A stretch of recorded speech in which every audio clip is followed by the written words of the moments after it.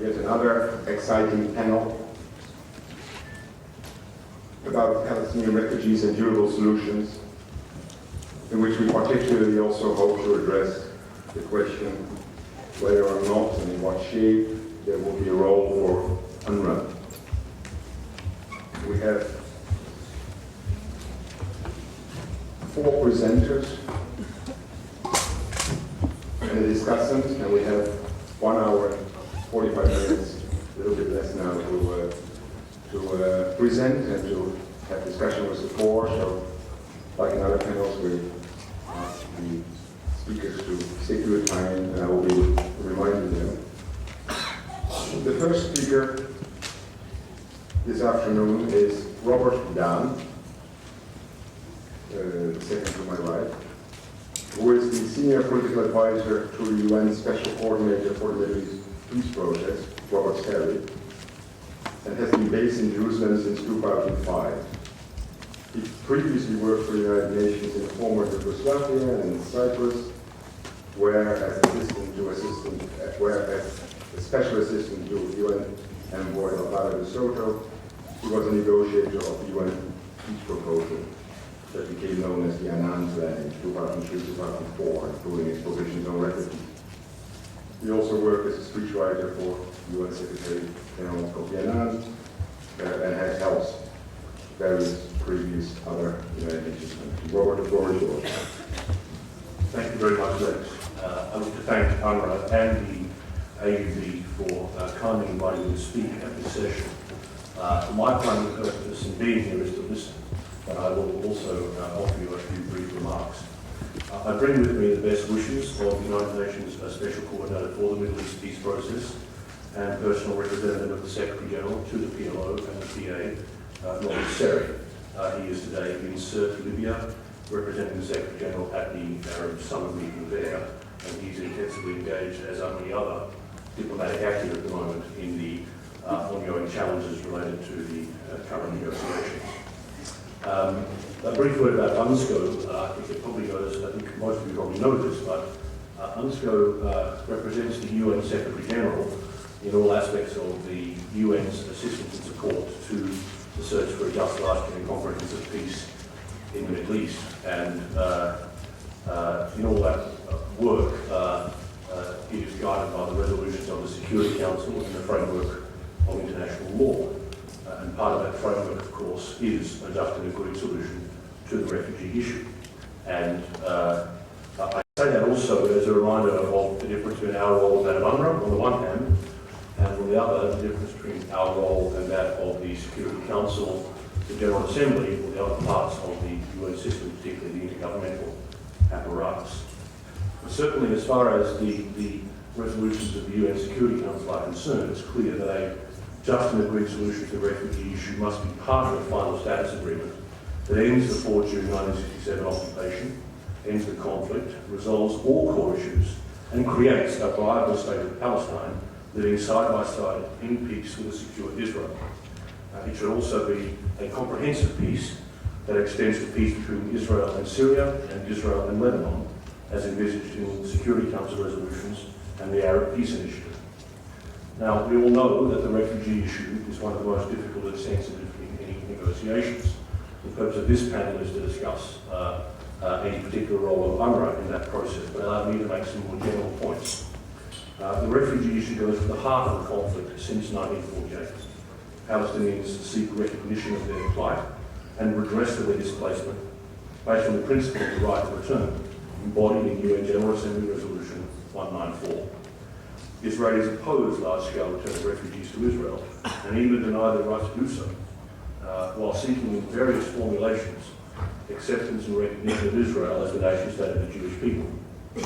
For both peoples, therefore, this raises what they perceive to be make-or-break questions, particularly when their positions are stated in absolute opposition to each other. Only the issue of Jerusalem comes close to matching the issue of refugees in its symbolic power and defining iconic importance. Solutions to both issues are only conceivable in the broader framework of an overall settlement. It is for the parties, in the case of the Palestinians, their leadership represented by the PLO, to negotiate solutions and make the historic judgments required for a lasting peace. Clearly, neither party will subscribe to an agreement that can easily be attacked by its opponents as selling out. This is a political fact. Each party will insist on an agreement that ensures the dignity and integrity of their people, and which they will view as legitimate. In the case of the Palestinians, this clearly includes the refugee population. For refugee communities, particularly those living outside the occupied Palestinian territory, often in harsh conditions, the political process is sometimes seen as an abstract subject worthy of suspicion and derision in equal measure. Their plight is probably the most acute of any of the populations affected by the unresolved conflict, and they are likely to be affected in far-reaching ways by the terms of any agreement, and nowhere is this more true than here in Lebanon. As a result, Palestinian refugees and other displaced persons are and must be a constituency of concern, including the international community. Their needs, rights and aspirations should be ascertained and accounted for in the search for peace. A durable solution for the refugees is as essential for regional peace and stability as it is for a sense of justice and the preservation of human dignity. The issues are complex and contested, questions of recognition, return, repatriation, resettlement, compensation, as well as practical issues like the international mechanism to support implementation and the future of UNRWA itself. We will hear much more about these issues from the other speakers who are far more knowledgeable on them than I.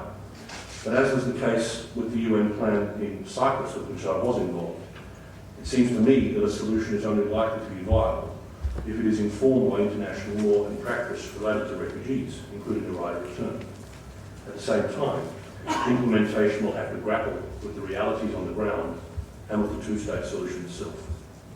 The work done in previous diplomatic efforts and by civil society initiatives shows that the building blocks of solutions that can be acceptable to both parties do in fact exist. There are many wheels that do not need reinvention. The parties involved in negotiations need to have at their disposal the information and lessons that have been drawn from these efforts, including the studies of the preferences of the refugees themselves. The same goes for third parties. While it is for the parties to negotiate an agreement, third parties will have roles to play in reminding all stakeholders of the international legal framework and the rights at stake, in helping one party or other, or both, to formulate ideas for a way forward, and in bringing to the table the contributions they can make, political, financial, operational, or otherwise, to ensuring the solution can be reached and implemented. This includes the United Nations in its political role towards the peace process represented by UNRWA, and given the mandate and responsibilities of UNRWA for the refugees. For the Palestinian leadership, the challenges are great. There are calls for greater consultation on what is to be negotiated, and at the same time, there are expectations that the confidentiality of negotiations will be respected. They must repeatedly remind others of their deep attachment to certain positions, but they must also have a realistic appreciation of what can be achieved and an honest dialogue with their own constituents about the challenges ahead. Every negotiation that I have ever seen poses challenges such as these. They're not new to UN officials who work in different conflicts.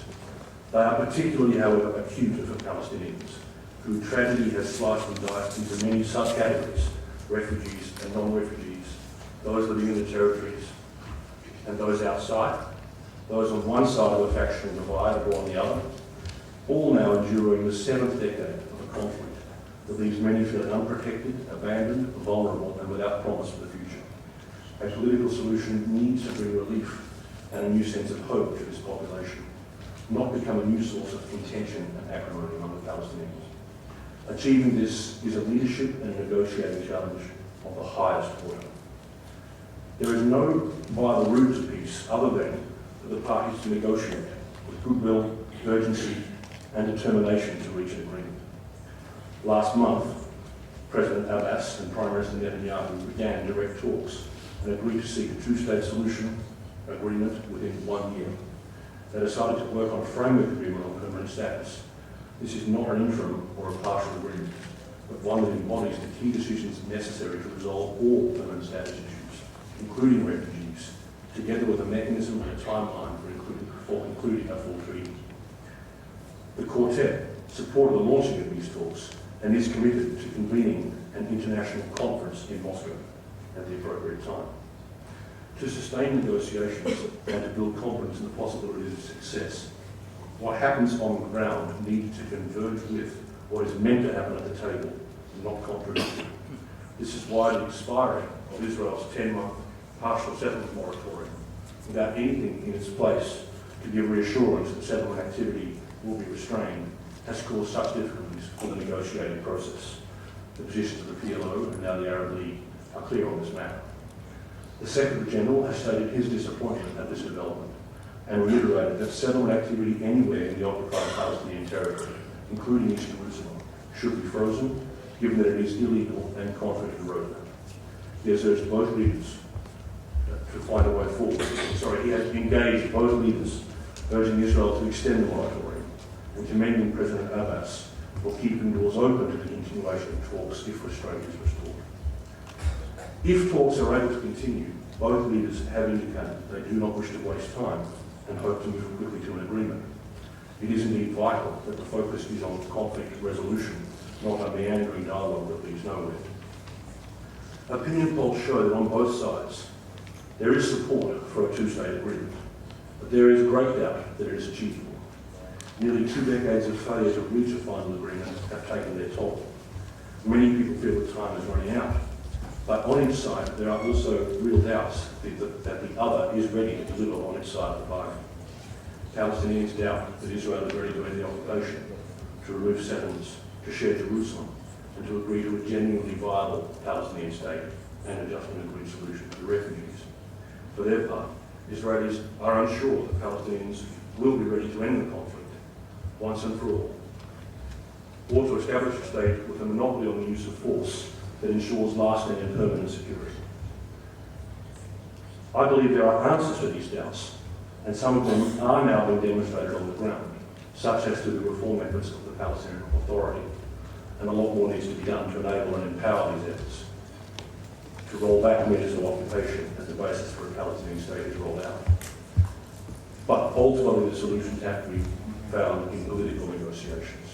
And it is all the more courageous for leaders in the face of the deep scepticism that does exist to try to press ahead with negotiations and exhaust every avenue available to them to reach an agreement. Let us hope that they are equal to this monumental task, and let others who are involved in the peace process ensure that they are equal to their responsibilities to help the parties succeed and maximise prospects for success, including a just and agreed solution to the refugee issue. Thank you very much.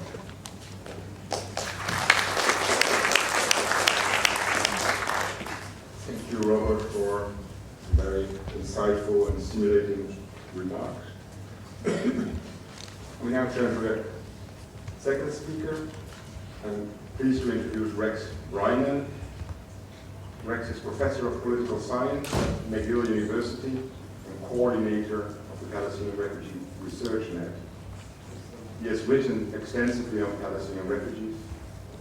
In addition to his academic work, Rex has also served as a consultant to the Canadian International Development Agency, to the UN, to the World Bank, and to others. Rex, the floor is yours.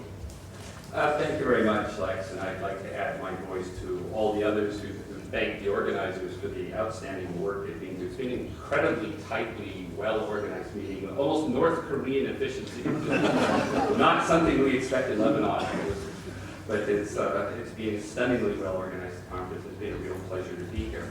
My paper today, and there's a full version, I think, on the website, stems from the observation that the discourse about UNRWA is often characterized by very significant discontinuities and really quite fundamental disconnections. We've seen a little of that, not too much of it at the conference, but if we look at the sort of broader international discussion about the agency, this phenomenon, these very different UNRWAs that exist in the minds of different beholders, has, I think, become an important, increasingly important part of the operational context in which the agency exists. Now, the concept I've used in the paper to express this is the term avatar, which may not translate fairly well into Arabic. The original term in English relates to the earthly manifestation of a Hindu god, the expression of something more powerful in earthly form. And in many ways, UNRWA is an expression of something bigger, as I'll argue in the paper. In the internet age, the term avatar has come to mean the visual representation that people use in chat rooms or in Second Life. And as such, there's often little connection between the visual image and the actual person behind the computer. And that too has some relevance to UNRWA in terms of the disconnect between what UNRWA does and the way what UNRWA does is sometimes portrayed in the media and elsewhere. And of course, the term avatar gained further popularity with the James Cameron science fiction movie, in which he told us that avatars are something that are very big, very blue, very expensive, that struggle to help a wronged population and sometimes annoy those who wrong them. And there may be a certain parallel there, I don't know, between UNRWA and avatars as well. So that kind of fits. And I want to talk about the 4 avatars of UNRWA that I see out there in the discourse on UNRWA. One is UNRWA is the avatar of international responsibility for the Palestinian refugee issue. The second is UNRWA is the avatar of muddling through. The third is UNRWA is the avatar of perpetual conflict, and the fourth is UNRWA is the avatar of refugee advocate. Now, I'm going to outline these, not just for abstract reasons, but because I think they have important policy implications. And moreover, I think, as I said a moment ago, those implications are likely to increase over time. The competing narratives and the political polarization over the refugee issue makes it inevitable that notions in this field are often very hotly and intensely politicized and very contested. The evolving and often confusing mandate of UNRWA, something Susan Akram highlighted yesterday, also I think makes it even more possible to generate these alternate views of the agency. And the impact of internet-based advocacy has meant that images and portrayals of the refugee issue and of UNRWA in particular can acquire a life of their own much faster than they used to be able to acquire a life of their own. In the paper, I highlight one example of this, which I got a reminder of just 48 hours before I left Montreal to this conference, which is the rumor now well established in the kind of Tea Party right of the United States that the Obama administration is conspiring with Hamas to resettle Gaza refugees in the United States. Now that may seem a completely bizarre and ridiculous rumor. It comes from a misunderstanding of a presidential directive that authorized the State Department to release additional aid funds to UNRWA. But that continues to be circulated in the right wing of U.S. political discourse as a truism that Barack Hussein Obama is conspiring with Hamas and presumably UNRWA to resettle Palestinian refugees in the United States. To the point that at one point congressional legislation was introduced to prevent President Obama from conspiring with Hamas to resettle Palestinian refugees from Gaza in the United States. So these internet rumors can acquire such weight that they end up becoming congressional legislation. Actually, it was an amendment to an omnibus financing bill, but they can have real political weight, and that's why I want to talk about them. So let me start with UNRWA as the avatar of international responsibility. For Palestinian refugees, UNRWA's importance lies not only in the education, health, and many other services that it has provided for more than 6 decades, but also as a kind of tangible manifestation of international responsibility for the Palestinian refugee issue. Indeed, UNRWA almost as an organizational expression, General Assembly Resolution 194 and the hopes that are embodied within it. The presence of UNRWA on the ground, it involved in a very fundamental daily way in the lives of refugees, makes the importance of UNRWA as a kind of concrete connection to this broader idea of international responsibility, of hopes and dreams for return, even stronger. Because of that too, of course, whenever there are modifications in UNRWA programs, when we heard in the conference of the last 2 days, when UNRWA engages in camp reconstruction in the Arab, when there are cutbacks in its budget, it's very easy too for these to be interpreted as part of a broader plot, plan, or conspiracy to undermine the right of return, undermine refugee rights, possibly through using UNRWA, but often through undermining the agency by underfunding it. So UNRWA becomes not just an agency which delivers services, but something symbolically which is much more important, and which is why issues pertaining to UNRWA become very rapidly politicized within refugee communities and more broadly. And I think that notion of UNRWA as something above and beyond being simply a service provider has been an image and avatar we've heard sort of echoed, I think, in many of our discussions here over the last 2 days. Now, one of the interesting paradoxes of these avatars is that avatar of UNRWA as, I should say too, that that's an image of UNRWA that's broadly also accepted by host communities, who tend to share the refugees' narrative of what happened in 1948, of international responsibility for it, share the view that the international community bears fundamental responsibility for resolving the refugee issue, and therefore sees UNRWA as part and parcel, an expression of that international responsibility.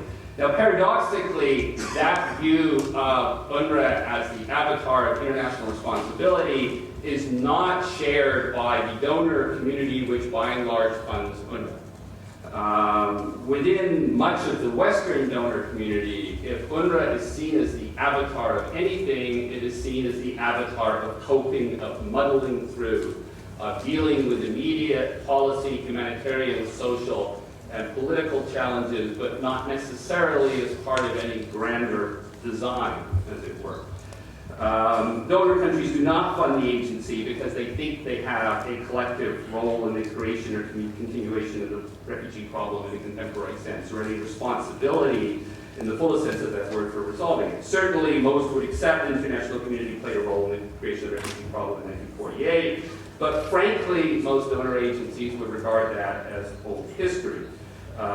Few, if any, of UNRWA's major Western donors would regard the refugees as having an unambiguous right of return, or would regard UNRWA as somehow representing an organizational manifestation of that. More to the point, these are just not issues that the donor community typically thinks about at all when they think about UNRWA. Instead, Western donor agencies fund the agency for far more utilitarian reasons. UNRWA is seen as a useful way of delivering services to refugees. It is seen as part of their broader relations with host countries. It's seen as a way now of dealing with the particular complexities caused by Hamas control of Gaza or the Israeli embargo. It's seen as a way of reducing the challenges of radicalism or extremism amongst refugees or within refugee camps, as we saw with the peace implementation projects of the past, and possibly in the future too, should we ever see any diplomatic progress in the peace process. UNRWA is seen by donors, Western donors, as a way of channeling money into the peace process. Finally, donors fund UNRWA because they've always funded UNRWA. And inertia, as anyone who's worked in government will know, inertia is a powerful determinant of policy. Things often happen because they happened last year and they happened the year before, and a slot exists in the budget envelope, and a bureaucracy develops around it, and so things acquire a sort of momentum over time. So the donor avatar of UNRWA as the avatar of muddling through is very different from the view that many refugees have as UNRWA representing a broader international responsibility for the refugee issue. It's not even for donors. Muddling through is not exactly a notion that they can easily rally around. So they often cloak that avatar in other kinds of developmental notions, but in a sense, UNRWA is seen as a coping mechanism. The third avatar I want to talk to, and I've already got the 5-minute note, is in some ways the most important. It's an emerging avatar of UNRWA as the avatar of perpetuating conflict. And you will find this articulated increasingly by a number of pro-Israeli advocacy groups. The argument that UNRWA has artificially kept alive a refugee issue that would otherwise have disappeared if the agency hadn't existed. That by providing services, by providing education, by the mere existence of refugee camps, Palestinian refugees have somehow by the agency been encouraged to dream unrealistic dreams, and in the absence of the agency would have accommodated themselves to the current political realities, given up on the right of return, and given up on their political claims.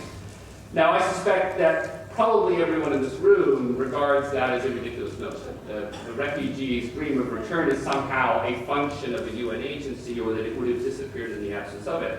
But I would not underestimate the extent to which this notion is becoming firmly established as a kind of discourse in part of the broader international discourse about UNRWA. If you were to do, and a secondary version I should add of this avatar, is that UNRWA's activities somehow directly finance terrorism, that it's somehow in league with Hamas, that its resources are misused, et cetera, et cetera, et cetera. If you were to Google UNRWA and terrorism, you would find literally thousands of hits, thousands of web pages making that particular connection.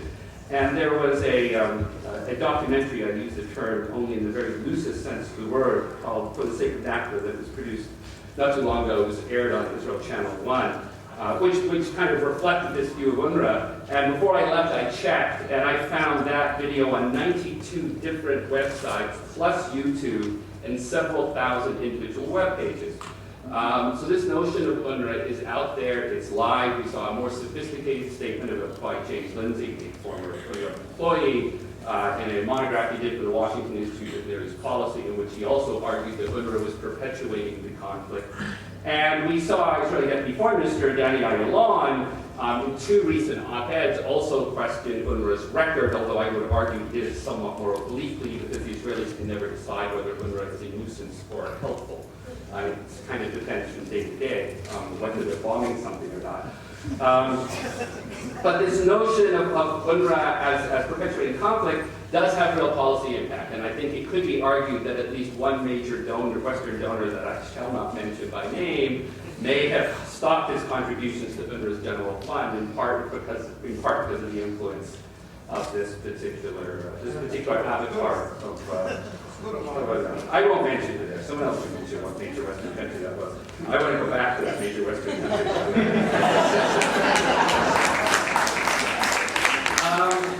UNRWA also increasingly sees itself as the avatar of refugee advocate. The avatar of refugee advocate. We saw it in Filippo's keynote address. We've seen it in statements that Karen made previous years as UNRWA Commissioner General, that UNRWA has a role to play in articulating the needs and interests of the refugees to the international community, to the peace process, to make sure they're not forgotten. As well, that, unlike the other avatars, is one that UNRWA is projecting for itself. I argue in the paper that its ability to do so is starkly limited. Its ability to do so is limited by the fact that it really doesn't have an in the peace process, and is likely to discover what its role is in implementing the peace process the same way the rest of us do when we read it in the New York Times the day after an agreement is signed, that the realities of the agency force it to articulate refugee interests in such a vague way that they have only limited impact on the detailed discussions when they occur. And because if UNRWA goes too far down that route, it gets itself into political hot water, which alienates it from its various constituencies, from donors to refugees from host countries, and so on and so forth.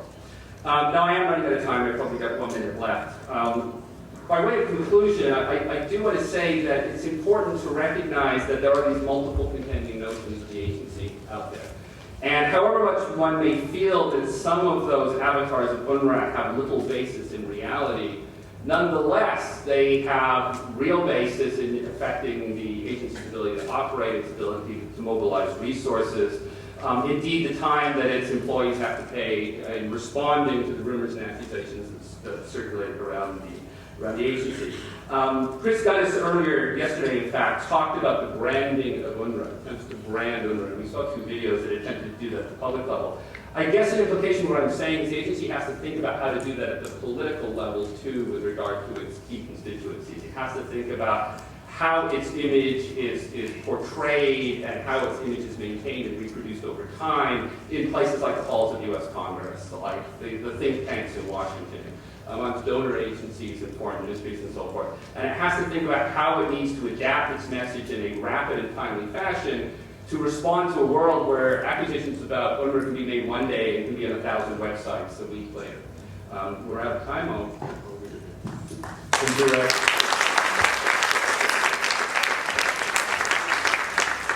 Thanks for introducing a very helpful and colorful typology of UNRWA.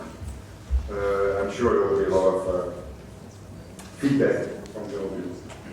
I'm now very pleased to introduce my colleague, Laila Hilal. Laila is a legal and policy consultant advising the Commissioner General's Office of UNRWA. Her areas of research include international refugee law and policy, international human rights law, migration and asylum regimes in the Middle East. She has, between 2002 and 2008, advised Palestinian negotiators on refugee issues, and since late 2008 she's been in that role with UNRWA. Laila, the floor is yours. Thank you. I think this panel is addressing various aspects of durable solutions. Some of us are addressing it directly, others indirectly, and I'm going to address it very directly. And I have to say it's not necessarily a very comfortable position to be in. I've been working with UNRWA for a while, but I've also been on the other side of, not the other side, I should say. I've been in different ways working on the refugee issue, and I think from my experiences, I realize the complexities of this question of durable solutions, and it's something that I feel strongly is really a priority, although clearly the complexities make it very difficult for us to understand how exactly we go about intervening on this important on this important topic. Yesterday we heard about neutrality and how humanitarian agencies are working toward neutrality even when they are engaged in human rights advocacy. But I think sometimes when we address durable solutions, it's very difficult to claim any sort of space of neutrality. The subject of solutions rightfully provokes deep sentiments and positions amongst many one way or the other, most particularly amongst refugees whose future we are talking about and whose cause is at stake. And I think it's particularly difficult for UNRWA to address this subject given its very delicate and vital role. And as Lex has pointed out, there's this tendency to over-politicize every intervention that UNRWA makes.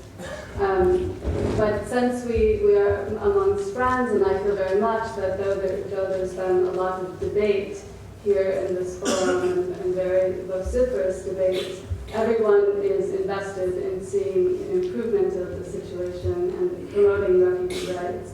So within this friendly environment and supportive environment, I want to make a few points and raise them for purposes of your comments and input. I'll try to be quick, despite the long introduction, and I want to address two questions in particular. One is, how is UNRWA promoting durable solutions?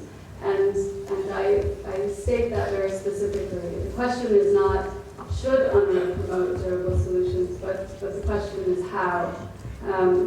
And I'd like to sort of draw out of it the relationship between what UNRWA does and its promotion of durable solutions. And then the second question I'll address in closing is, how can that role be strengthened? And I'll put out a few ideas, and I hope that people can respond with some ideas of their own. But before talking about UNRWA's role in promoting durable solutions, I'll just speak a bit about what is the definition of solutions, what is the meaning of them, what is the context for our discussions on this topic. Most of you are engaged very much in the refugee question. You're refugees yourselves. You know this field very well, and you know that globally there are three durable solutions for refugees. One is voluntary repatriation to the place of origin. The second durable solution recognized by the UNHCR is local integration in the country of asylum. And the third durable solution is third country resettlement. Local integration and third country resettlement are regarded as alternatives to the preferred solution of repatriation home. In the Palestinian-Israeli context, we have this construction of the Palestinian state as being a fourth option.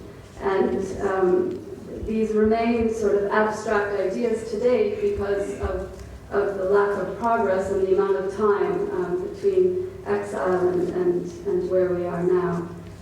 But those, despite the fact that they're abstract, they form our framework for discussions on this question.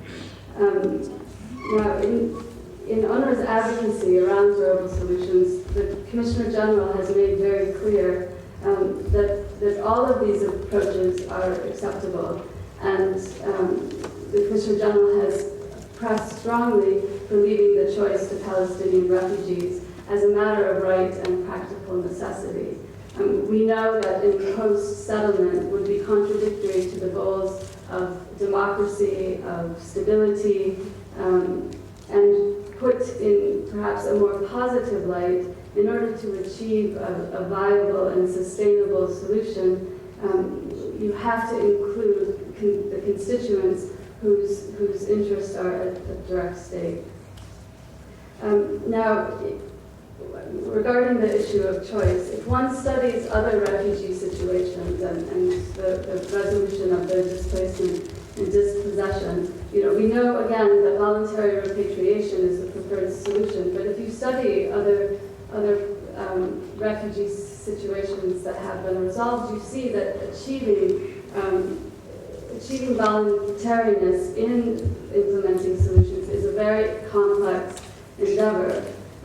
Refugees typically, if you study these situations, typically have made their decisions on an array of factors, and economic and social factors typically play a very large role. Ideological interests are a motivating factor, but they are not probably the forefront in the end when people are faced with a major decision such as where do I go and where do I normalize. And so the idea that we would uphold choice requires that we become cognizant of the complexities, the economic and social complexities of and political complexities of accommodating what refugees are interested in achieving. Now, regarding the role of international organizations, it's really, international organizations have a role to encourage and facilitate the options, i.e. to make durable solutions available through consultations and negotiations with governments, as well as to deploy available resources to support refugees in exercising available choices. And I think there's a large question about which international organization would play the role of facilitating options, solutions for refugees. To date, this has been left up to political negotiations. But for sure, international organizations, and UNRWA in particular, has a role to play in upholding the choices and interests of the refugees. Now, earlier we discussed that there's a list of sort of cliche phrases and words that may not have precise meaning, and I think choice is one of those. And we can debate it, we can interpret it, and I think it requires debate and interpretation. I'm not going to do that today, but just to recognize that this itself, choice, is a very, it could be contested question. Now, UNRWA is not directly tasked with mediating durable solutions for refugees. However, its role is inherently linked to them. In the first place, UNRWA's mandate is temporary and bounded by a just and lasting solution to the refugee question. The General Assembly regularly renews UNRWA's mandate per resolution that makes it clear that UNRWA's existence relates to the unresolved status of the question of the Palestine refugees and their continuing needs. This is consistent with the overall position of the international community, which has accepted that it bears responsibilities to provide international protection and care to refugees during exile. While UNHCR is serving the majority of the world's the majority of non-Palestinian refugees in the world, UNRWA is serving Palestine refugees, and just as the international community is committed to other refugees through UNHCR, it's committed to Palestinian refugees through UNRWA. Now, the models of assistance between UNRWA and UNHCR differ. UNRWA is unique in its direct service delivery, but still the point remains that the care for refugees must be maintained out of an objective for regional stability and future progress. So, just functionally, UNRWA is very much linked to durable solutions. Okay. The second point as to how UNRWA is promoting durable solutions was discussed quite a bit in the participatory panel, and that is through the provision of development assistance. Development assistance is regarded as a pillar of the international framework for durable solutions. It's through development assistance that we put refugees in a position to exercise choices once they are made available to them, but also to help shape and define what those choices will be. And so in fact, UNRWA's very mission is linked to durable solutions, and it's very conscious of this factor. The third manner in which UNRWA is promoting durable solutions is through its protection mandate. As you've heard from the Senior Protection Coordinator, which is a new position in UNRWA, UNRWA is taking note and working to highlight restrictions faced by refugees in the host countries and the occupied territories, because these restrictions essentially limit the success of the assistance that UNRWA is applying. UNRWA is very aware of the political impact of its programs, and it's aware of the relationship between the standing of refugees and political opportunities and the ability to deliver its development mission. I think first and foremost, UNRWA is also linked to durable solutions because it's engaged with refugees at a community level, and it actually has a moral obligation to represent refugee interests across the spectrum of their concerns. Now, just to finalize, how can UNRWA's role in promoting durable solutions be strengthened? I think one major factor, of course, is the continued support, financial mandate support, political support for UNRWA to continue its mission. And because development assistance is so vital to realizing durable solutions, it's very important to ensure that the basics of UNRWA and its initiatives that are geared toward livelihoods, that are geared toward building skills amongst the refugees, life skills, vocational training, things that we heard from the director of the Syria operations when he spoke yesterday. These kinds of initiatives are very important for putting refugees in the best position possible for taking advantage of solutions once they are available. So there needs to be continued support for UNRWA in this way. Now, I think in order to sort of add something provocative, I'm going to speak now not as UNRWA, but just in terms of my own experience working on refugee issues, and I think there needs to be a real, in order to advance UNRWA's ability to promote durable solutions and to put solutions on the table more centrally, I think everyone has to make an effort to avoid taboos. The refugee community has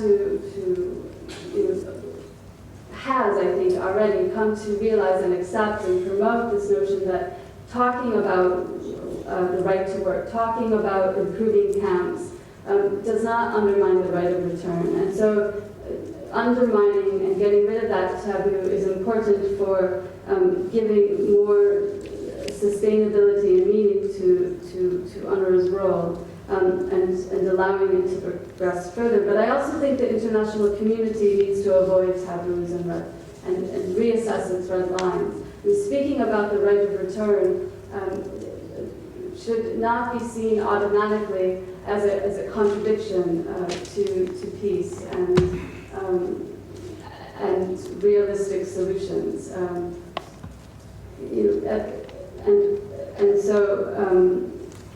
So we need to address sort of these taboos as a community, and I think that this forum has helped us sort of put some of these issues on the table, and the topics that we've been discussing are important, such as community participation. I think we had a very good discussion about the complexities of community participation. So to the extent that we can continue these conversations, I think it will go a long way in facilitating the work of UNRWA, the work of other international organizations, and in promoting durable solutions.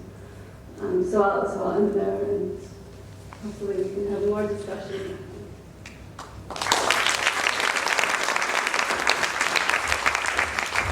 Thank you very much, Laila. Our last speaker is Jabir Suleiman. Jabir is a Palestinian independent researcher, consultant based here in Beirut. He's an activist on the right of return movement and Palestinian civil society. In that capacity, also coordinator of the Center for Palestinian Refugee Rights, IDU, here in Lebanon. Jabir, the floor is yours. Thank you. Yes, there are numerous quantitative and qualitative historical studies which address the various aspects of Palestinian refugee experience. But we claim that this study it differs from other studies in the sense that it's based on archival material taken from 3 fields of UNRWA historical family files. We investigated 2 kinds of family files. The first one was called 1948 files, pertaining to those refugees who were registered in the early 50s, immediately after the dispersal from Palestine, 1948. The second type or kind of files, what we call that Telkman's files, or 1992 files, when UNRWA reopened registration for those refugees who, for one reason or another, didn't register in the early 50s. This presentation is based on a pilot study funded by the International Development Research Center of Ottawa in Canada and supervised by Professor Ilya Zurek. This pilot study analyzes around 500 family files in 3 of UNRWA 5-phase operation: Jordan, Lebanon, and Syria. The aim was to ascertain the extent to which these files contain information about abandoned Palestinian refugee property in the wake of their right and expulsion in 1948. With regard to the 1948 file, the study relied on a randomly selected sample of 210 files that were chosen to reflect the proportional distribution of refugees in the 3 above-mentioned regions. 133 from Jordan, 38 from Lebanon, and 39 from Syria. With regard to the 1992 files, the study examined 300 family cases. No special proportional weighting of the sample selection was made in the expectation that these oversampled files, which were compiled after 1992, contain more detailed information about property.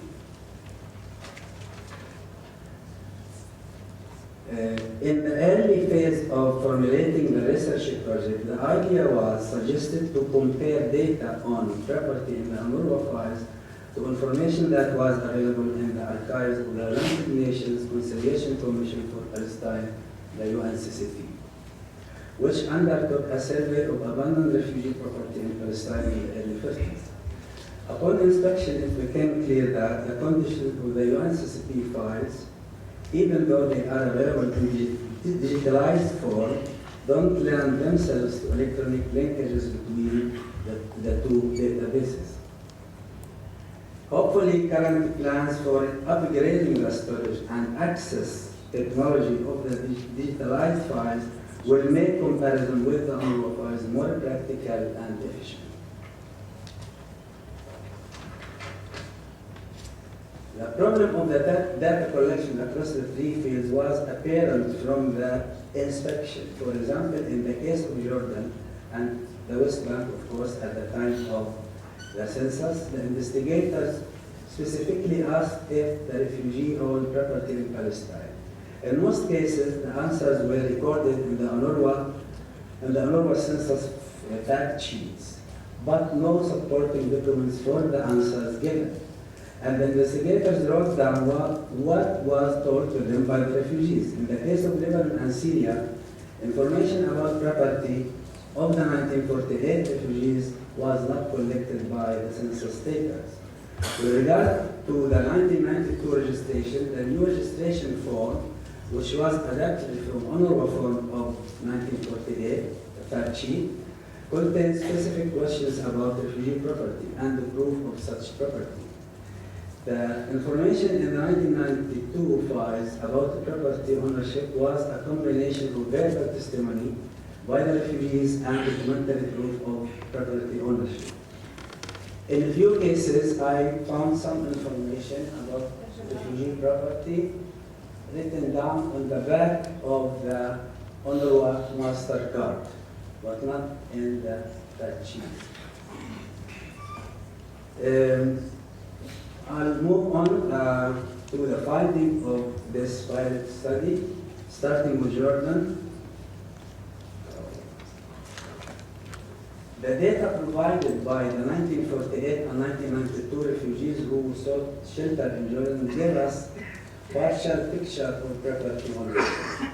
With regard to the 1948 refugees, 51% of those selected from a random sample provided such information, compared to 38% of the 1992 refugees. When classified in terms of size of landholding as reported by the head of the household UNRWA investigators, the median for the 1948 refugees falls in the interval of 51 to 100 dunams. And for the 1992 refugees, the median falls below 50 dunams. What is interesting about the case of Jordan, that at the time the study was underway, we became aware of the existence of a survey of refugee property that was based on UNRWA census fact sheets that were used in Jordan in 1951, and this survey was conducted upon the request of the UNCCP. The findings were reported by the UNCCP in the course of its work and evaluation of abandoned refugee property. As such, it's an incomplete survey since it doesn't include abandoned property for the refugees in Lebanon, Syria, Gaza, and other places in which the refugees sought shelter after 1948. The UNRWA survey fact sheets of 1951 were distributed to a sample of 8,400 heads of refugee households, covering around 3,400,000 persons. The results of this survey show that around 2/3 of the refugees own about 3.5 million dunams of land. 59% reported a loss of 47,000 homes, in addition to 40,150 shops and 131 independent structures. The average size of lost cultivated land per family is 36.2 dunams. However, when classified by size of abandoned land holdings, 77% indicated they own less than 63 dunams per household. Of the more than 3.5 million dunams own 2 million dunams, that's to say 77% were classified as cultivated land, and close to 500,000 dunams consisted of citrus groves and other things. Now I move on to Lebanon and Syria. With regard to our study, in the case of Lebanon and Syria, information about property was largely not collected from 1948 refugees. The majority of refugees were simple farmers who didn't carry documents providing ownership. The main concern in those times was to provide immediate humanitarian assistance. Upon inspection of these files, we found that none of the 1948 refugees provided information about their property.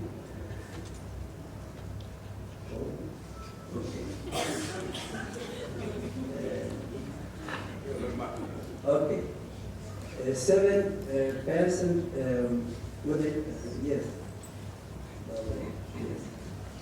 Provided information about their property, either pertaining to land or buildings, and only 11% from 1993 did so with regard to land ownership, and 7% with regard to ownership homes.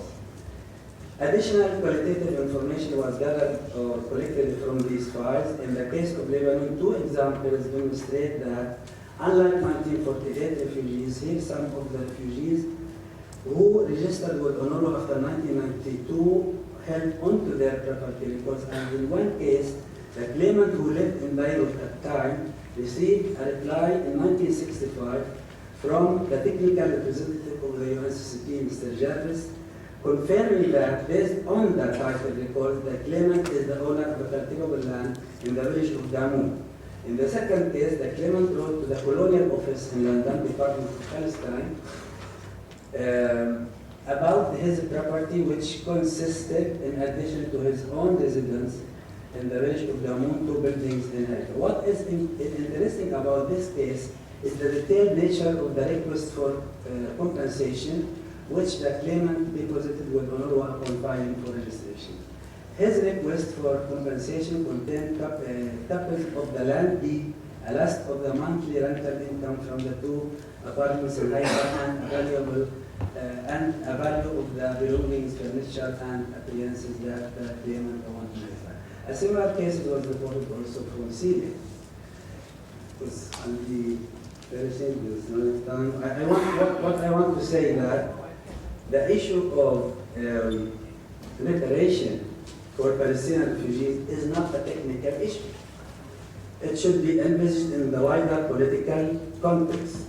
Unlike unlike many cases in Bosnia and Kosovo, the case of Palestinian refugees, the property of Palestinian refugees are well documented. And there is no dispute about this, about the property of the refugees. So I think the issue is not technical, the issue is the lack of the political will to pressure Israel to implement the UN, the standard of the international law for right of return is deeply enshrined in this law and the relevant UN resolution. Just 1 minute. In my understanding, in my point of view, reparation should include right of return, compensation, and restitution. Thank you very much.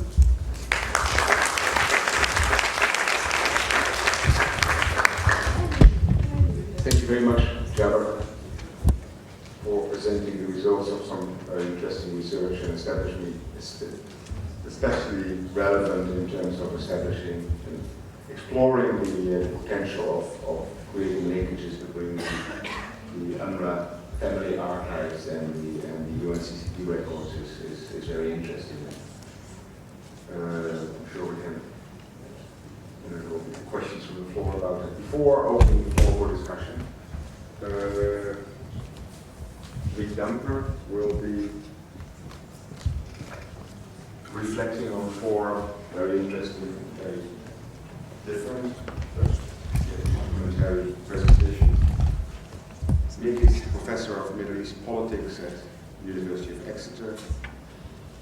His research interests are the permanent status issues of the Middle East peace process, the Arab-Israeli conflict more generally, religious institutions in the Middle East, and the urban politics of the Middle East. Nick, you have 10 minutes. Well, thank you, Lex, and thank you very much to the organisers for inviting me here. It's not my first time to Beirut, but it's my first time to the AUB, so it's a great pleasure to be here. And I had the unfortunate luck of always having the slots after lunchtime. Everyone was a little bit sleepy, and I'd like to take Lex's model perhaps, where in North Korea we could get you doing exercises to wake you up. But unfortunately, protocol does not allow me to do that. All right, just a few comments on a wide range of papers, and then I'd like to use the papers as a platform for opening up the debate on the role of UNRWA in the future. I mean, the papers reflect the challenges and opportunities that are facing UNRWA. You've seen the different perceptions, the political significance of the different perceptions.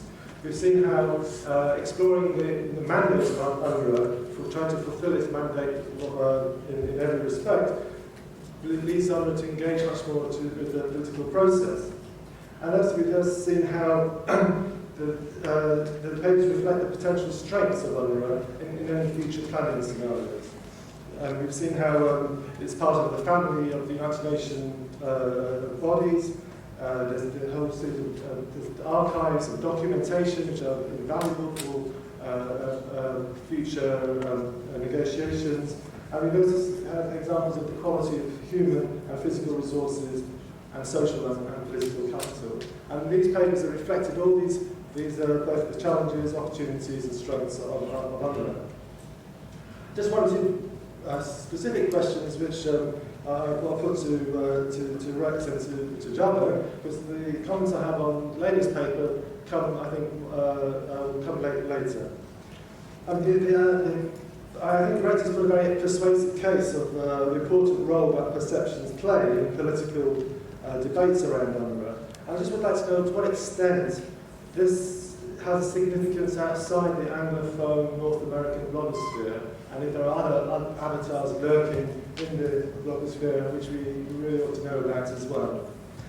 And to Jabba, there's a really interesting paper which I wish we had more time to discuss. Particularly, which you just briefly touched on, was the triangulation, the corroboration of the UNRWA files with UNCCP. And I'm very interested to see how that develops and what other work can be done across the two data sets. But can I also just draw your attention to the tax records files which are in the Jordanian Ministry of Land and Survey Division, which are, so far as I know, untouched in terms of linking up the property records of UNRWA and the tax records that the Jordanians carried out, and also have some of the British ones as well. But just moving on to what I think is probably the most important part of this, my comments, would be, we know that the options that laid out, the three durable solutions, are theoretically very broad.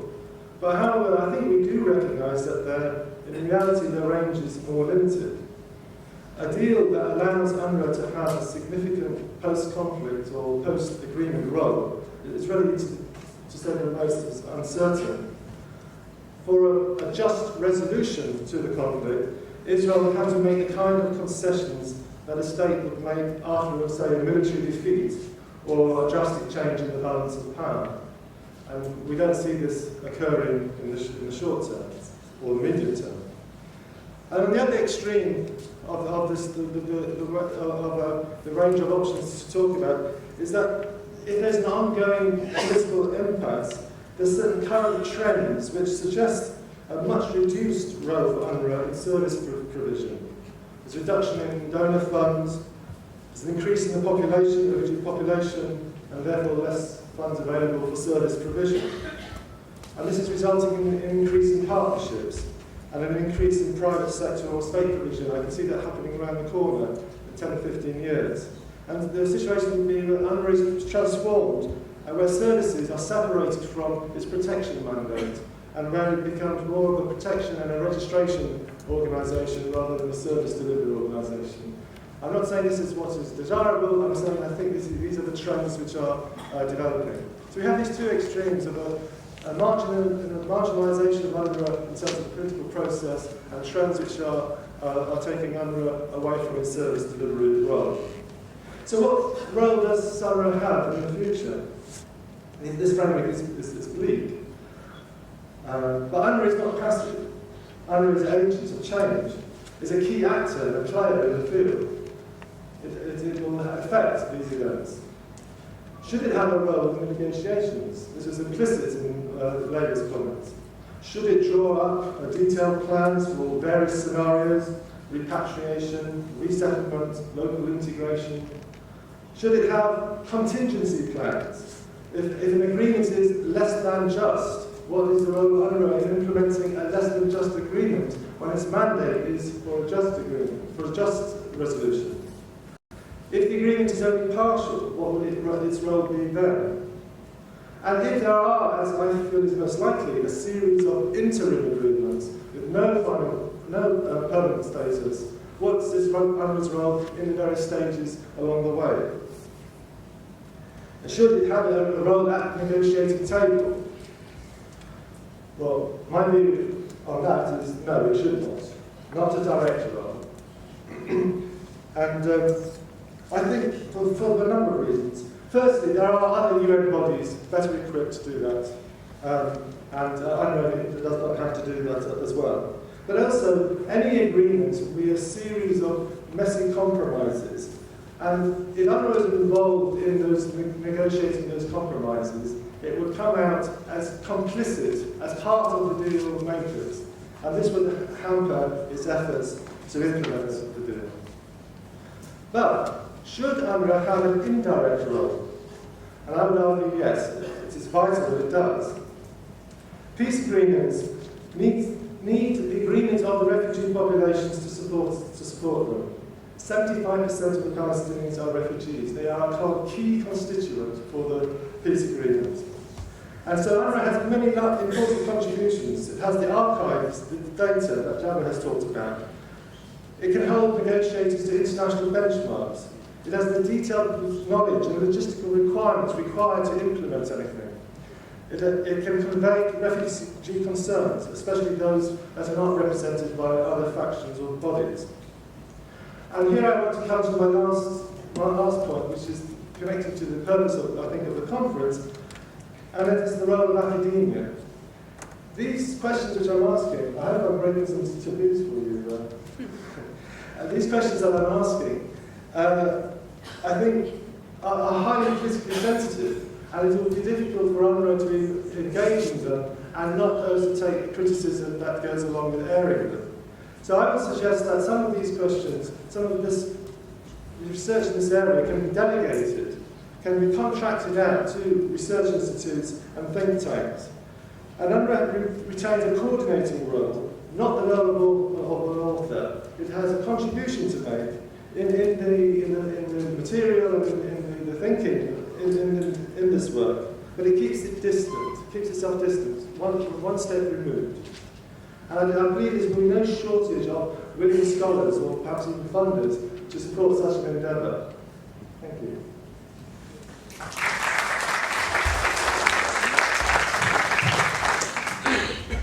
Thank you, Nick, and thank you all speakers for being faithful to our time schedule for today, which means that we have half an hour for questions and discussion.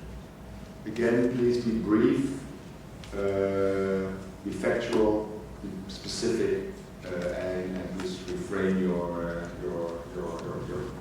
urge for extended statements. The gentleman here was prevented from asking a question last time also. So you're the first. شكرا جزيلا طبعا للمتحدثين.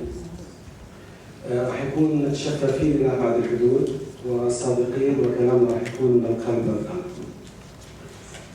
من الواضح تماما أنه الأونروا بدأت تشكل عنصر إزعاج حقيقي إن كان للأمم المتحدة أو للمجتمع الدولي أو حتى لإسرائيل بحد ذاتها.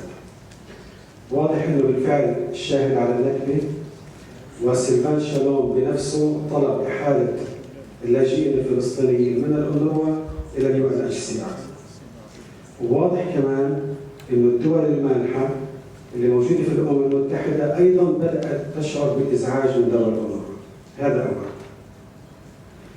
المسألة الثانية كنت أتمنى من السيد روبين أن يتم التطرق ولو بشيء بسيط ولو بالتلميح إلى مسؤولية إسرائيل عن خلق مشكلة اللاجئين الفلسطينيين. والآن حل الدولتين نعلم تماما أنه بيعني عدم عودة اللاجئين. فبالتالي أكثر من حتى من عدم عودة اللاجئين، لا بل يمهد كما يقول نتنياهو بيهودية الدولة إلى تفريغ من تبقى من الفلسطينيين داخل الأراضي الفلسطينية عام 48. رقم 3 حق العودة والتعويض واستعادة الممتلكات من الحقوق غير القابلة للتصرف. وبالتالي لا يحق لأي كان إن كان مجتمع دولي أو أمم متحدة أو سلطة أو جمعية إن بالفعل يعني تتنازل عن حق العودة. وبالتالي نحن أيضا مش نفوض أحد بالتنازل عن حق العودة. المسألة الرابعة، أنا أتمنى من السيد روبن أيضا أن يشعل نار الأمل بالنسبة للاجئين من خلال سؤال اللاجئين أنفسهم عن نظرتهم لحق العودة. وأكيد يعني في استطلاعات كثير بالموضوع هذا. الست ليلى طبعا يعطيك العافية، ولكن شكرا لأنك ذكرتينا كمان اتفاقية جنيف البحرية اللي أعطت أيضا المفاوض الفلسطيني حقوق أو خيارات إلى الاختيار. التابو أو الشيء المحرم أنا أعتقد أنه يجب أن يكون عند الإسرائيلي المحتمل الذي يرفض رفضا قاطعا أن توضع هذه النقطة على طاولة المفاوضات، وبالتالي المحرم عند الإسرائيلي وليس عندنا. نحن نقول كلاجئين فلسطينيين في لبنان وربما أيضا في غير لبنان أن هذه المنطقة لا تنعم لا بالاستقرار ولا بالسلام طالما أن اللاجئين الفلسطينيين محرومين من حق العودة. وكانت يجي بصراحة أنا كلاجئ فلسطيني وممثل عن مواطن أهلي موجود في لبنان بدأت أشعر بالقلق والخوف بصراحة من الشيء اللي عم يطرح له. الشعار ورا جابر محطوط هناك بيس ستارتس هير، السلام يبدأ هنا. عدم إدانة إسرائيل بعد تحمليتها لمشكلة خلق مشكلة اللاجئين الفلسطينيين. فيليبو جراندي ب4 الشهر في جامعة بيرزيت يتفهم أمن إسرائيل وحاجتها للأمن ولا يتفهم حاجة أكثر من 6 ملايين لاجئ فلسطيني بالعودة. حقيقة الموضوع أصبح مقلق، ولكن أنا أقول طالما أن هناك لاجئ فلسطيني واحد بقي موجود متمسك بحق العودة فما ضاع حقه وراءه متعلق. شكرا.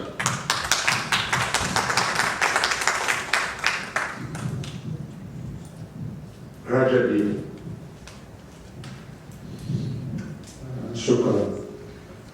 أعتقد أن المواضيع اللي طرحت في هذه الجلسة بحاجة كل موضوع لجلسة خاصة، لأنه أثار كثير من القضايا التي تستحق النقاش، وأعتقد لا يجوز القفز عنها خاصة في هذا اللقاء. أبدأ بسؤال عام وأستغل وجود السيد المفوض العام للأونروا. هل بات من استراتيجية الأونروا البحث عن حلول دائمة للاجئين الفلسطينيين؟ هذا أعتقد السؤال يمكن أن يوضح كثير من القضايا التي طرحت في هذه الجلسة.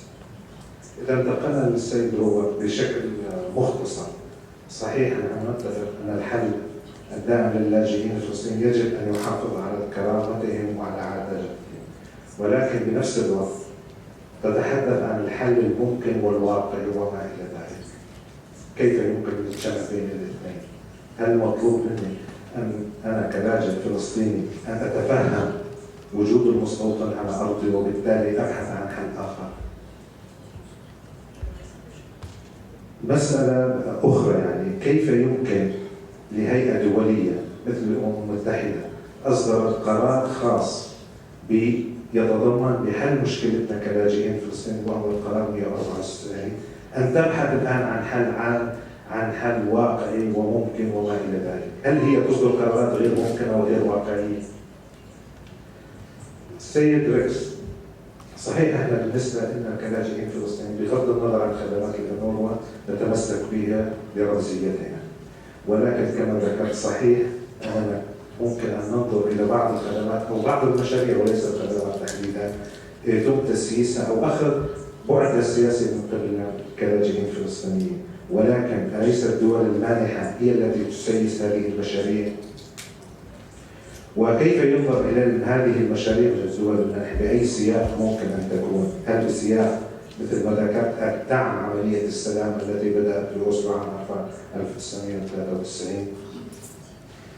السيدة ليلى هلال، صحيح أن هناك معروفة 3 حلول لأي قضية من قضايا اللاجئين، لكن هل بدأنا نبحث احنا عن حل آخر غير ما ورد في القرار 194، وبالتالي أن نطرح في هذه الندوة ما هي الحلول لقضية اللاجئين أو ما هو الحل لقضيتنا كلاجئين، وخاصة نعلم أنه حق العودة هناك رفض من إسرائيل. طالما هناك رفض من إسرائيل علينا أن ننتقل إلى الحلول الأخرى، وبالتالي ذكرت ممكن بالنسبة للأونروا ممكن أن تبحث عن خيار آخر، خيار رابع يمكن حسب ما سمعت، ممكن أن يكون التوطين كأونروا بدون أن يأخذ شكل ما من أشكال الحلول. شكرا. شكرا لك. We take one more question. Ustaz Ali Mustafa, and then we give the floor to the panel.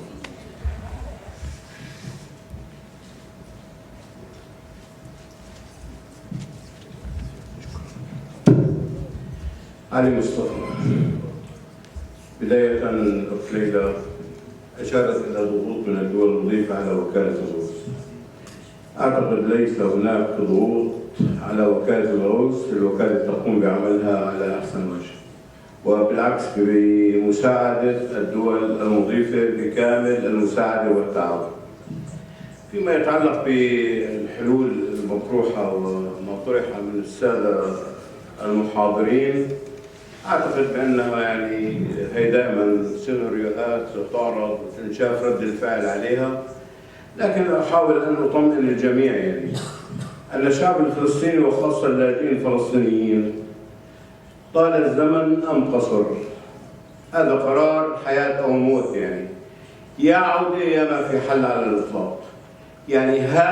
هذا حقنا وبدنا نضل متمسكين فيه، سواء الأمم المتحدة تراجعت عن قراراتها السابقة 194 أو ظلت متمسكة فيها، احنا كلاجئين إن في القرار 194 أو ما في القرار 194 هذا حقنا لن نتخلى عنه على الإطلاق. كلمة التوطين غير واردة بقاموسنا على الإطلاق. 2. ما يجري من مفاوضات مباشرة هذا يتعلق بالضفة الغربية وغزة. قضية اللاجئين لن تحل بالطريقة التي يتم بها التفاوض. قضية اللاجئين تهم اللاجئين الفلسطينيين كلهم، دول الشتات، تهم الدول المضيفة التي استضافت اللاجئين أكثر من 60 عاما، لا تهم جهة واحدة ولا تملك أي جهة الحل في قضية اللاجئين. قضية اللاجئين ليس لها أي حل غير حق العودة وفق القرار 194 أو بدون القرار 194. شكرا. Now give the floor back to the panel. Just to start is Leila, Robert, and then if the others want to add something.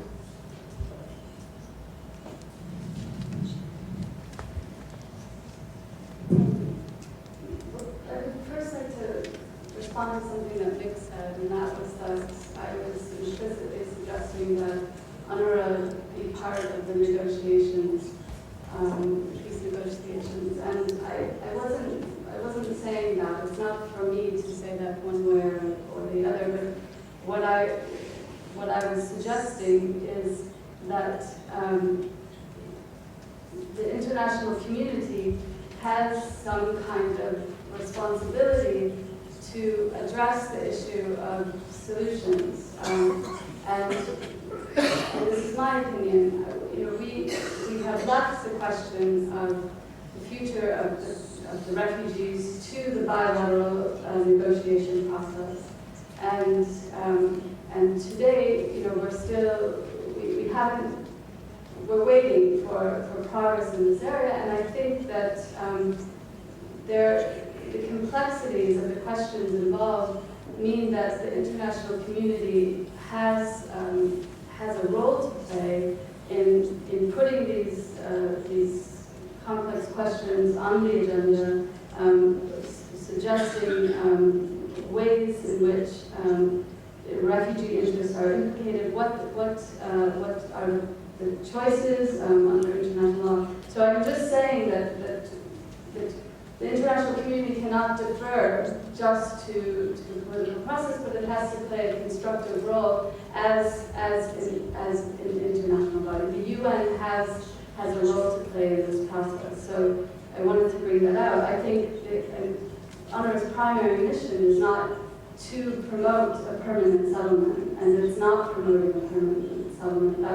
That's not for UNRWA, but UNRWA should empower refugees in order to take advantage of solutions should they become available. We talked earlier about improving the socioeconomic opportunities of refugees, outreach to refugees, etc. I mean, all the participatory methods, all of these programs and initiatives go towards supporting the Palestinian refugee community in a manner that is working towards solutions, whether it be the right of return, whether it be another solution. But it's not up to the UN, it's up to Palestinians to decide. Okay. Robert? Well, thank you. I'm not quite sure what particular questions were asked of me, but let me do my best. I think that the basis for a political settlement of the Israeli-Palestinian conflict are the binding resolutions of the UN Security Council, the foremost of which is Resolution 242, which calls for an end to the occupation, an end to the conflict, and a just and agreed solution to the refugee issue, and a negotiation to achieve those outcomes. Now, I also said in my remarks, and I'll restate it, that I think for any solution to be durable and to be acceptable, including to the refugee communities, I'm very confident that will have to be in the framework of international law, and that includes the question of the right of return of refugees. Now, people are naturally very attached to the iconic status of General Assembly Resolution 194, and I fully understand that. I think if 194 was not there, that right would still exist. And I think that's a fairly simple point to people who know the law on the matter. The challenge of any political negotiation, and it is one that is not really, I don't think, my role to tell anybody here what they should or should not accept. I'm not doing that. And what I'm saying is that the leadership that is involved in those negotiations has enormous responsibilities on its shoulders in terms of how it secures those goals in any negotiation. And I've experienced that in other places, and I've proved the same here. I also want to correct one thing. Someone said that the negotiations only address the questions of the situation in the West Bank and Gaza. I mean, the United Nations embodies the principle that the PLO is the sovereign representative of the Palestinian people and represents all Palestinians, including outside the occupied Palestinian territories. And therefore, when the PLO negotiates, its legal status is as the representative of all Palestinians. And it is the agreed framework for the current negotiation is that it should address all final status issues, which includes the refugee issue. Now, it's another question entirely whether that will succeed. And I spoke in very honest terms in my remarks about the enormous challenges that face this process. And I don't think anyone is trying to dress up the monumental challenges that face the process. And some of the speakers spoke about some of them. But it doesn't change the fact that both in terms of what Security Council resolutions prescribe, which is a negotiated solution based on those principles, and the realities of the situation, the international community strongly supports negotiations, and we naturally hope that they will lead to an outcome. Thank you, Robert. Jabber, do you want to say back to I'm sure there are any specific questions to ask you, Yes. but you don't want to reflect. Yes, I want to continue what I started to talk about, but some time and stuff. That, in my opinion, reparation should include right return, compensation, and restitution. And the issue is not technical. The issue is not technical. Reparation is a technical issue. But the issue is a political, first of all, and should be put in the wider context of the peace process. We should, looking at the peace process since 1993, we can conclude that it has done nowhere, and even it's not worthy of its name. The issue is to emphasize on the right of return and the right to self-determination for Palestinian people based on international law, international human rights, humanitarian law, and the law of nationality. These are the three sources of right of return.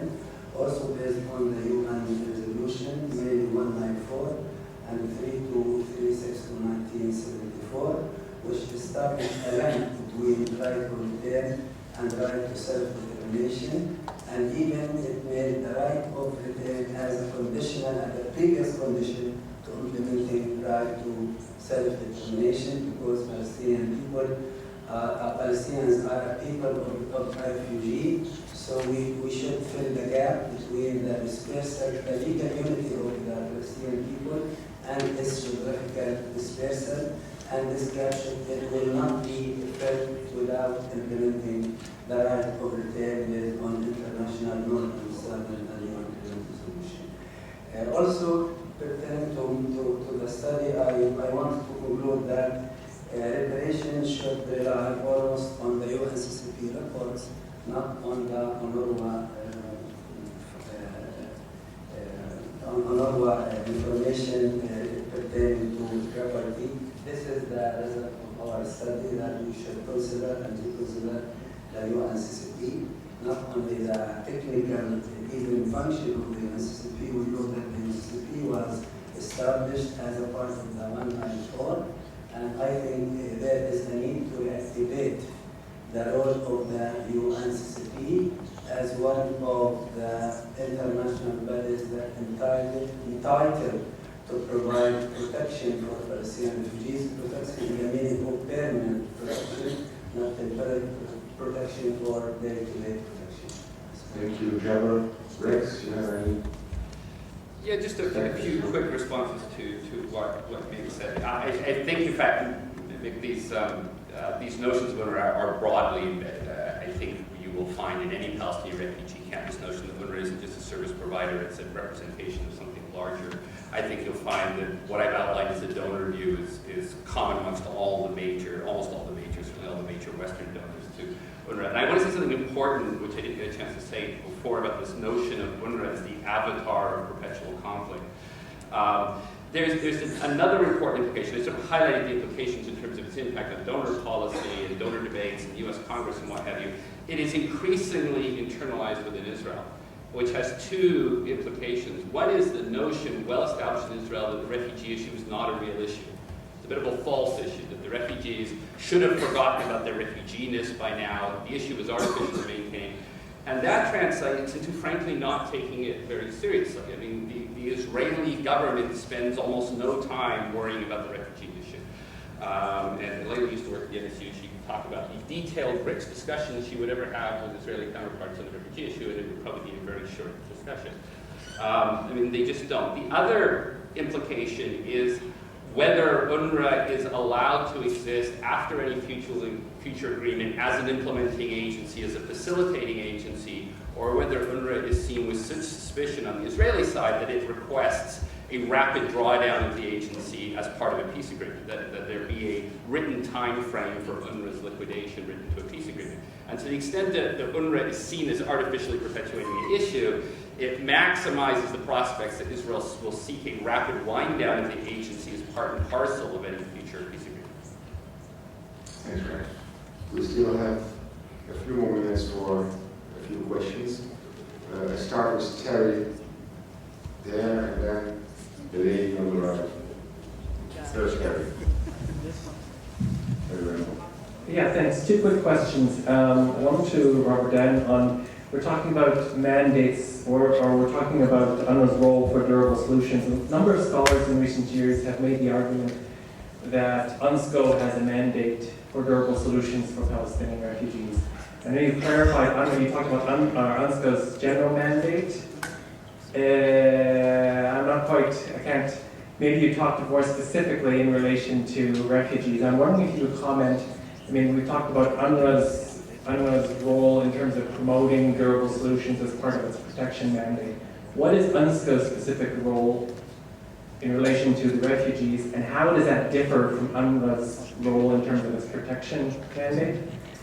And just a comment, I think we need to look a little bit careful about what kind of information we derive from opinion polls in relation to the refugee question, in the sense that very often these polls are limited to a survey of clarification there. And secondly, I was interested in Rex's discussion about, she just went back to the avatar of UNRWA as a perpetuating the refugee problem, and the need for some kind of what do you call it, PR or education or information in order to address those things. Whether it's possible to address it with the far right, and have some influence there, I don't know. But in terms of the general issue, I think we had a discussion a few days ago in the context of another conference of how history in some ways constrains UNRWA policy and practice. The refugee definition is one example. But I think in another way, history can also be play a liberating role for the agency. One of the problems is that as a temporary agency, we often tend to look, or UNRWA is often seen in terms of its temporary mandate without seeing the agency in its larger historical context. And in this sense, I think the way UNRWA has explained its emerging protection mandate and rooted in a historical practice over time can be very important for a potential role for the agency to play in terms of durable solutions, whatever that role is. One can find from the very beginning different ways in which UNRWA has played a durable solutions role, whether it's through issue of promotion or whether through some very practical issues of implementation from the early 1950s, but also from the mid-1970s when UNRWA put together a schematic plan for a role in which the agency would play an implementing role in facilitating the return of refugees. So I think that's another way in terms of general information, looking at UNRWA historically and the agency presenting in ways in which where there's possibility, its current policies and approaches within a historical context can actually be helpful in some ways for the agency. Thank you, Terry. One more question here, the lady on the side. سميرة صلاح BLO.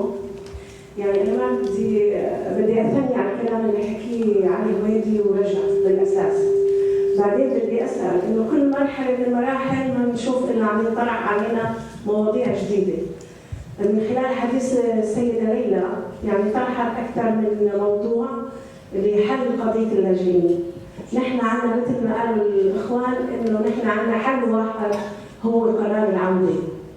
الموضوع الثاني بيتعلق بالسيد ريكس قال إنه قد ما مدح بوكالة غوث وتشغيل اللاجئين مدح لدرجة إنه فضلها على الشعب الفلسطيني. لولا الشعب الفلسطيني وديمومته وتمسكه بأرضه وتمسكه بوطنه ما كان في لا وكالة ولا شيء. الشعب الفلسطيني هو اللي قبل بالوكالة، والشعب الفلسطيني قبل بالوكالة لأنه شاهد حي على رجوعيته. بس إنه ينتفى الشعب الفلسطيني وتكون الوكالة هي اللي خلته حي، في شعوب تانية انتهت حطوا لها وكالات كثير وما عاد بينت وانخرطت بالمجتمعات، وما بدي أسمي أسماء، لكن الشعب الفلسطيني حي قدم شهداء وأسرى وناضل وما زال يناضل، وهذا اللي عم بيبقي قضيته. شكرا. Thank you very much. 1 minute for each of the 1 minute for each of the speakers and the discussants. So we start with me, but no more than 1 minute. Just very quickly, I hope nothing I've said makes you think that I reject the right of return. That's not the case at all. The right of return is implicit in the refugee choice of one of the 3 options that they have. Thank you. Robert. Just briefly to answer the question about UNRWA's mandate. UNRWA was created after the signing of the Oslo Accords, and it is and in 1999, and at that point its mandate was one of coordination, largely only. But in 1999 it was given a more political mandate through an exchange of letters between the Secretary General and the Security Council. And that role is to be the political personal representative of the Secretary General to the PLO and to the PA, and to coordinate all UN assistance to the peace process. Now, that's a slightly vague thing, of course I understand that, but in purely legal terms, therefore, I think our mandate or responsibility covers all final status issues. We have the same mandate, you could say, over Jerusalem or over territory as we have over refugees, which is that it is our role to try to support negotiations on the framework of Security Council resolutions that produce outcomes on these issues, and to particularly work with the PLO and the PA in that process. It is not a we don't deliver programs, we don't etc. Now, of course, we also coordinate UN agencies, and to the extent, for example, that you have a UN agency such as UNRWA that has a massive responsibility towards the refugees, and also has informational inputs and so forth that could be usefully fed into the peace process. I think that's a logical place in which UNSCO and UNRWA should cooperate, and that's what we are certainly trying to do. Robert, Rex? Just 2 quick comments. First, I apologize if I somehow left the impression I was putting UNRWA above the refugees. I just happened to write a paper on UNRWA. I've written a great deal of papers on the refugees. This happens to be one on UNRWA. Terry raises interesting questions about mandates, but I want to throw this out, including problematique, really.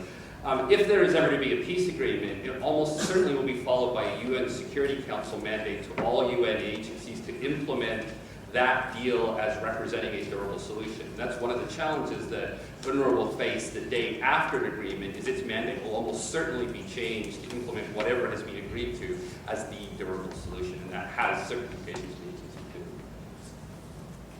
Lala?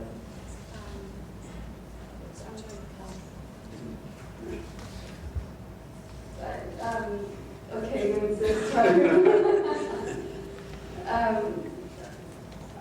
this issue of sort of, I just want to take it up briefly, this issue of what would UNRWA's role be in sort of assisting and facilitating the implementation of solutions. And I think that ultimately, I think what will bring about a solution is some sort of political agreement. We know that we need states to agree to the durable solutions in order to achieve them. And so once that agreement would be in place, and I'm not stepping back from the statement that that's up to the Palestinians to decide on that agreement, but once that's in place, ultimately what has to happen is very much consistent with what UNRWA's mandate is currently. And there could be a claims process for property restitution and compensation, but UNRWA's role is sort of enduring in this notion of present and future. This isn't to say that UNRWA would go on indefinitely, but it's just to reinforce this notion that of the centrality of the Palestinian Refugee Agency in facilitating processes, including any implementation role within the confines of course, consultations with hosts and with the refugees. Thank you, Nadia. Shall we want the last word, more than 1 minute? Okay. Okay. That concludes a very fascinating session. Thank you to all the speakers. Thank you also for your insights. Thank you also for your time.